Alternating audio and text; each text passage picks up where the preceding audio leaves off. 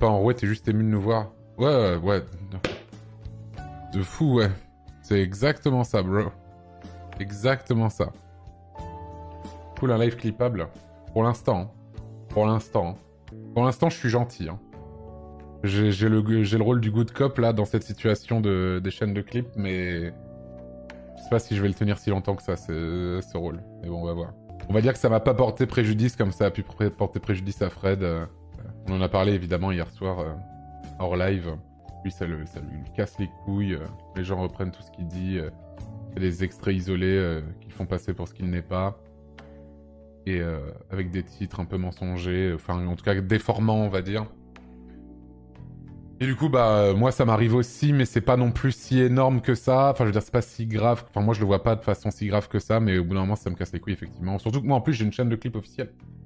J'ai une chaîne de clips officielle pour justement un peu contrôler tout ça. Et pour l'instant, on laisse le truc et on verra quoi. J'ai été voir sur les chaînes de clips qui ont supprimé les vidéos de Fred, maintenant c'est full que du Antoine Daniel. Merde alors.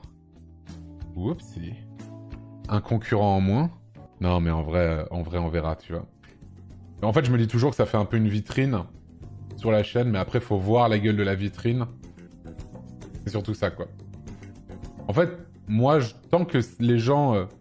tant que les chaînes de clips à se porte à carreau, elles font pas des titres un peu mensongers ou déformants avec une miniature et une phrase sortie du contexte qui, du coup, te donne vraiment envie de cliquer de façon dégueulasse, alors que c'est pas du tout le propos du truc et que tout est un peu bien dans le contexte, c'est-à-dire que c'est pas un clip de 25 secondes à la con où on dit une phrase et au final, c'est un truc qui est en plein milieu d'une conversation et voilà, tant qu'il n'y a pas ça, en vrai, je pense que je vais plutôt laisser tranquille, en tout cas de mon côté.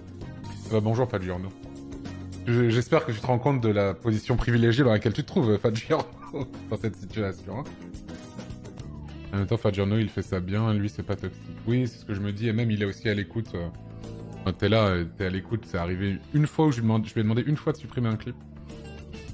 Qui était un clip où mon PC, où je faisais, vous savez, quand j'ai eu le nouveau PC, qu'il y avait l'OP sur le nouveau PC, que mon live il a crash 3 fois parce qu'il y avait un problème, je sais plus ce que c'était exactement. Et il avait foutu ça en clip et tout, et je lui avais dit, mon OP c'est pas terrible.